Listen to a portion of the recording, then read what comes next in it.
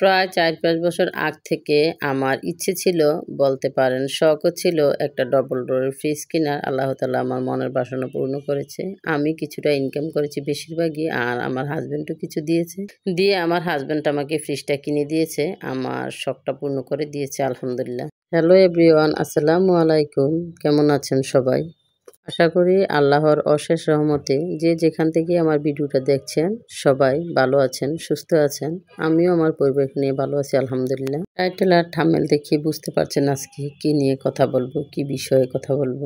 মাত্র ৩-৪টি নিয়ম অনুসরণ করলে চললেই আপনি একটু সচ্ছলভাবে চলতে পারবেন, টাকার খুব একটা অভাব হবে না। আজকের ব্লগে শেয়ার করব কি সেই ৩-৪টি নিয়ম যেটা ফলো করলে আপনি সংসারে সচ্ছলভাবে চলতে পারবেন এবং ভবিষ্যতের জন্য কিছু টাকা সেভিং করতে পারবেন। যাই হোক, আর কোনো কথা না বাড়িয়ে আমার কাজগুলো আপনাদের সাথে শেয়ার করছি, আর সেই সাথে শেয়ার করছি কি সেই ৩-৪টা টিপস যেটা ফলো করে সচ্ছলভাবে আপনি সংসার চালাতে পারবেন, আর পাশাপাশি ওই যে বললাম যে কিছু টাকা সেভিংও করতে পারবেন।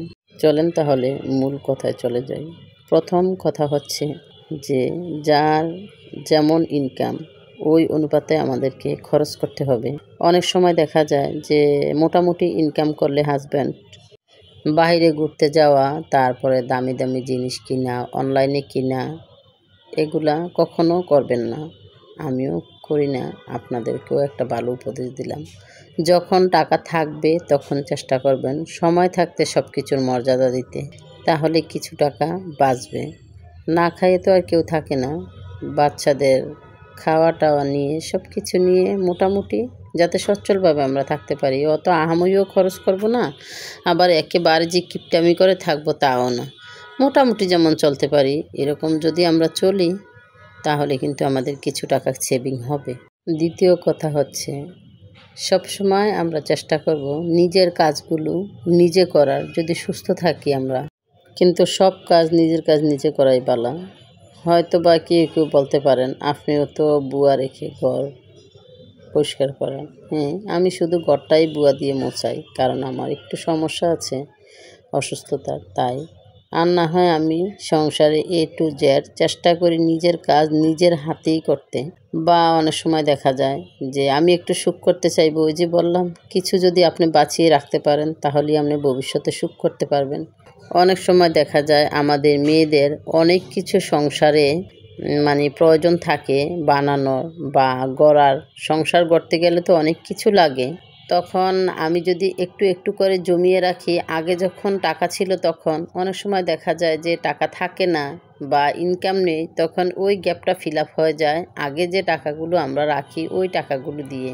পরিস্থিতি কখন কোন সময় কি হবে এটা তো কেউ জানে না, আল্লাহ ছাড়া কেউ বলতে পারবে না।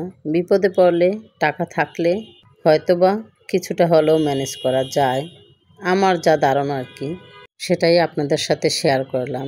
অনেকে আবার হয়তো বলতে পারে যে এত রেখে কি হবে, দুনিয়ার ধন সম্পদ তো দুনিয়াতেই থাকবে। হ্যাঁ, এটাই স্বাভাবিক, থাকবে দুনিয়ার ধন সম্পদ। আমি যেটা ভোগ করে যাব সেটা আমার সন্তানেরা করবে, আমি ফেলে যাব, আবার সন্তানেরা ফেলে যাবে, নাতি নাতকুরেরা করবে। এটাই দুনিয়া, আদম নবী থেকে এটাই চলে আসছে।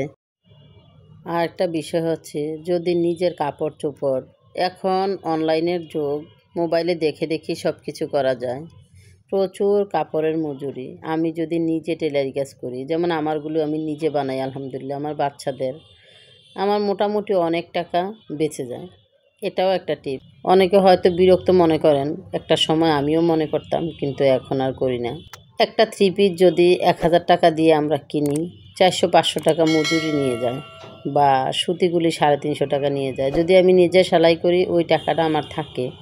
এরকম করতে করতে দেখা যায় বছরের শেষে মোটামুটি টাকা আমাদের হাতে জমা হয়। ওটা দিয়ে আমরা চাইলে যে কোনো জিনিস কিনতে পারি, একটা ব্লেন্ডার বা একটা ওয়াশিং মেশিন, একটা ফ্রিজ কিনতে পারি, অথবা দেখা একটা ওভেন কিনতে পারি, একটা খাট পালং যে কোনো একটা ফার্নিচার বানাতে পারি, বা চাইলে কিছুটা জমিয়ে স্বর্ণ অলংকারও কিনতে পারি অল্প অল্প। শুধু যে টেলারি কাজেতে জমাতে হবে তা না। যেমন আমরা বাজার করতে গেলাম, চাইলে আমরা অনেক কিছু কিনে নিয়ে আসতে পারি, কিন্তু তখন যদি আমরা চিন্তা করি যে হ্যাঁ মোটামুটি চলবো, অত আহামরি ভালোর দরকার নাই, অত খারাপেরও দরকার নাই। যখন আছে তখন যদি আমরা অনেক চলাফেরা করি, বিলাসিতা করে, আবার যখন না থাকবো তখন না খেয়ে থাকবো, তার চেয়ে আমি মনে করি যে সব সময় একরকম থাকা ভালো। আর মাঝে মধ্যে বাচ্চাদেরকে একটু বাইরে নিয়ে যাওয়া, খুব বেশি না, যাতে বাচ্চারা বোর হয়ে না যায় বা মন খারাপ না করে। সেই জন্য মাঝে মধ্যে 2-1 মাস পর পর একদিন বাহিরে খেলে তো কিছু হবে না, সব সময় খেলে তো সমস্যা। অনেক মানুষ আছে সপ্তাহে 2 দিন 3 দিনই বাহিরে খায় বাচ্চাদের নিয়ে, তো এটা ঠিক না। ওইখানেও অনেক টাকা খরচ হয়ে যায়। তার চেয়ে যদি আমরা বাসায় বানাই খাবার, বাচ্চারা তৃপ্তি করে খেলেও, কিনা জিনিস অল্প পাওয়া যায়, কিন্তু নিজেরা যদি মারা যদি সন্তানদেরকে বানিয়ে খাওয়ায়, তৃপ্তি করে বাচ্চারা খেতে পারে, আমি মনে করি যে এটাই বেটার। খাবারটাও হয় স্বাস্থ্যসম্মত আর তৃপ্তি করেও খেতে পারে। আর একটা টিপস হচ্ছে, আমরা চাইলে বাসায় বসে বসে এখন মোবাইল যেহেতু আছে, সবাই টাচ মোবাইল চালায়, আমরা এই মোবাইল দিয়ে কিছু না কিছু ইনকাম করতে পারি। হাজব্যান্ড ওয়াইফ দুজনে যদি কিছুটা ইনকাম করি, শুধু যে ব্লগ ভিডিও বানাতে হবে তা না, এছাড়াও অনেক কাজ বাসায় বসে করা যায় যদি আমরা চাই আর কি। তবে সবাই তো আর করে না বা পারে না, বুঝে না। আমিও বুঝতাম না একটা সময়, কিন্তু এখন আলহামদুলিল্লাহ মোটামুটি বুঝি নিজের কাজগুলো নিজে কিভাবে করতে হবে। আস্তে ধীরে সবাই বুঝে যায় যখন নিজের কাঁধে পড়ে সব সংসার। তখন গ্রামে হোক বা শহরে, একজনের ইনকাম দিয়ে চলা খুবই টাফ। আর যদিও হয় শহরে, তাহলে তো আরও বেশি খরচ, ঘর ভাড়া, তারপরে কারেন্ট বিল, গ্যাস বিল, বাসা ভাড়া, বাচ্চাদের পড়ার খরচ, সব মিলিয়ে মোটা অঙ্কের একটা অ্যামাউন্ট চলে যায়। এটা তো আর একজনে বহন করা সম্ভব না। যদি সম্পর্ক ভালো থাকে, দুজনে ইনকাম করলে মোটামুটি চলা যায়, তারপরে আবার কিছুটা রাখাও যায়। যতই মানুষ কষ্ট করে চলুক, রিক্সা চালকের বউ থেকে শুরু করে সবাই চায় বড় অফিসার পর্যন্ত যে আমার কিছু টাকা আয় থাকুক, আমি একটা বাড়ি করব, গাড়ি করব, সংসারে একটা জিনিস কিনবো বা কাউকে কিছু দিব, কিছু দান করব। আর একটা টিপস হচ্ছে, যত সম্ভব ঋণ থেকে দূরে থাকা লাগবে। অনেক সময় দেখা যায় যে আমি একটু বিপাকে পড়ছি, বিশেষ বিপাকে না পড়লে ঋণ না করাই ভালো। ঋণ করলে দেখা যায় আমার হাতে টাকা আসলো, আমি ঋণটা দিয়ে দিলাম, তখন চলার পয়সা থাকে না, আবার আমার ঋণ করতে হবে। এরকম করতে করতে ঋণের বোঝা অনেক ভারী হয়ে যায়। আর এই ঋণ দিতে দিতেই মানুষের জীবন অর্ধেক শেষ হয়ে যায়। বা কেউ কিস্তিতে টাকা উঠায়, অনেক সময় দেখা যায় যে টাকা উঠাইছে, তারপর আবার এই কিস্তি টানতেই ওই লাভ আসল মিলে, কিস্তিটা তো আসলেই একটা সুদ, এগুলার দ্বারা না যাওয়াই ভালো। এই কিস্তি আর এই ঋণই কিন্তু জীবন ধ্বংস করে দেয়। আমার জীবনে আমি আমাদের আশেপাশে অনেক মানুষকে দেখছি, মানে লোন উঠায় বা ঋণ উঠায়। এটা হ্যাঁ, আমিও ঋণ করছি বা করি, আমি দিতে পারবো এরকম অ্যাবিলিটির মধ্যে ঋণ করি, কিছু করার জন্য, কিছু জোড়ার জন্য বা কিছু কেনার জন্য, যাতে করে আমি ওই ঋণটা দিতে পারি। কিছু জিনিস তো আর নিজের টাকা দিয়ে করা যায় না, যেমন গাড়ি বাড়ি, এগুলো তো আর সব নিজের ক্যাশ টাকা দিয়ে করা যায় না। তখন কিছুটা ঋণ করলেও যাতে আবার ওইটার থেকে আয় আসে, ঋণটা দিয়ে দেওয়া যায়, এরকম ঋণ করলে ভালো। ঋণ করে সংসার চালানো বা কিছু করা, বিলাসিতা করে চলা, যে আজকে আমার জামাইয়ের অনেক টাকা আছে, কালকে ইনকাম করতে পারলো না, হ্যাঁ আমি কিভাবে চলবো, আমি ঋণ করি না, এটা বোকামি। এটা কখনোই করতে যাবেন না। যা আছে তা নিয়ে শুকরিয়া আদায় করে থাকেন, তখন দেখবেন আপনার টাকা আয় হয়, সেভিং হয়, সব কিছুই করা যায়। এই তো এই টিপসগুলো আমি ফলো করি, আপনাদের সাথেও শেয়ার করলাম, যদি কারো কোনো উপকারে আসে সেজন্য। হয়তো বা অনেকে ভাবতে পারেন যে কত জ্ঞান দেয় জ্ঞানী, না, অনেকে হয়তো দেখা যায় এই ভিডিওটা দেখে চিন্তা করব যে আসলেই তো সত্য, আমরা তো একটু একটু রাখতে পারি। আমিও এরকম অন্যর ভিডিও অনেক সময় ফলো করি যে কিভাবে কি করলে ভালো হয়। সব তো আর মানুষের নিজের জানা থাকে না, আমরা তো অত জ্ঞানী না, আমরা মানুষ, তো ভুল তো আমাদের মাঝে আছি। এই তো আপনাদের সাথে কথা বলতে বলতে মোটামুটি সংসারের কাজগুলো গুছিয়ে নিয়েছি। এখন কিছুটা বাজার করে এনেছিলাম সকালবেলা, ওই বাজারগুলো গুছিয়ে ফ্রিজে উঠিয়ে রাখবো। যদিও এখানে অনেকগুলো সবজি মোটামুটি, কিন্তু দাম কিন্তু একটু কমই, যেহেতু শীতের দিন। এখানে 200-250 টাকা দিয়ে অনেকগুলো সবজি আমি কিনে নিয়েছি, প্রায় 1 সপ্তাহ চলে যাবে। এখন সবগুলো সবজি আমি ফ্রিজে উঠিয়ে রাখবো। সব কিছুর চাইতে ডিমটা আমার বাসাতে একটু বেশি লাগে, যেহেতু বাচ্চাদের সকালে নুডলস দিয়ে নাস্তা দিই। তারপরে একটু ডিম ভাজা করে অনেক সময় ভাত খায় বা একটু ডিম পোচ খেতে পছন্দ করে আমার বাচ্চারা। তাই এই জিনিসটা আমার একটু বেশিই লাগে, আমি একটু বেশি এনে রাখি। আর এখন শীতের দিন তো মাত্র ১০০ টাকা ডর্জন ডিম। আমি তো আশ্চর্য হয়ে গেছি যে ১০০ টাকা ডর্জন কীভাবে ডিম হয়। আমার এই ডাবল ডোরের ফ্রিজের ডয়ারটা বিশাল বড়, প্রায় আমার মনে হয় ১.৫ ফুট হবে। বাসার অনেক বড়, মোবাইলই অনেক বড় দেখা যায়। এত সবজি রাখার পরেও দেখেন ফ্রিজের একদম নিচে পড়েছে, তলা নিচে। অনেক বড় ডয়ার, যা সবজি আনছি আরও ২ ডবল আনলে তাইলে ডয়ারটা ভরত। লেবুগুলো এখানে রাখছি, কারণ আমার সবজির সাথে রাখলে আমার ছেলেরা পাবেন। আমার ছোট ছেলে লেবু খাওয়ার পাগল, এক বেলাতে একটা লেবু খেয়ে ফেলে।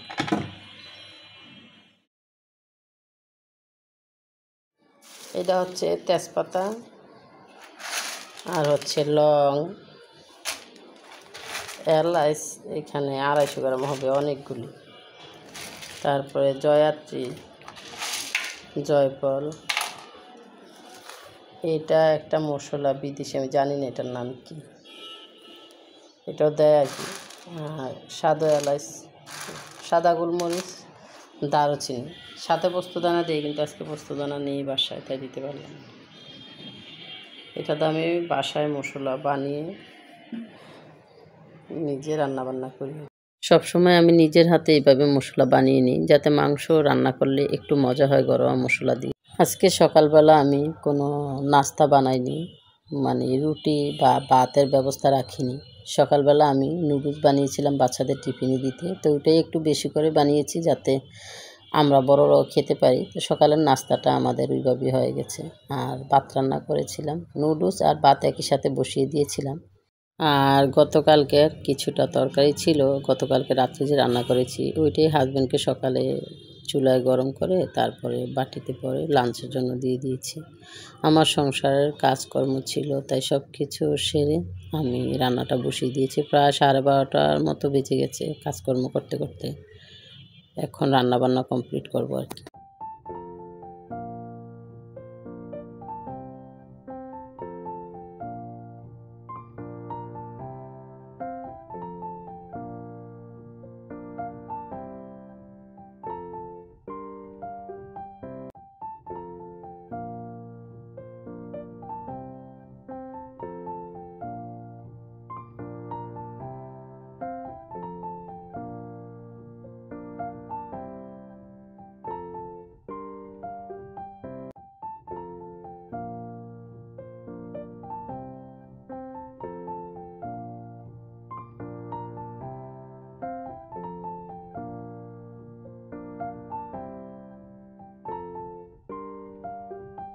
রান্নাবান্না মোটামুটি হয়েই এসেছে, আরও কিছু কাজ আছে। গতকালকে মাছ এনেছিল, ওগুলা ট্রেতে করে বিছিয়ে রেখেছি, এখন ওগুলাকে আবার প্যাকেটে ভরবো।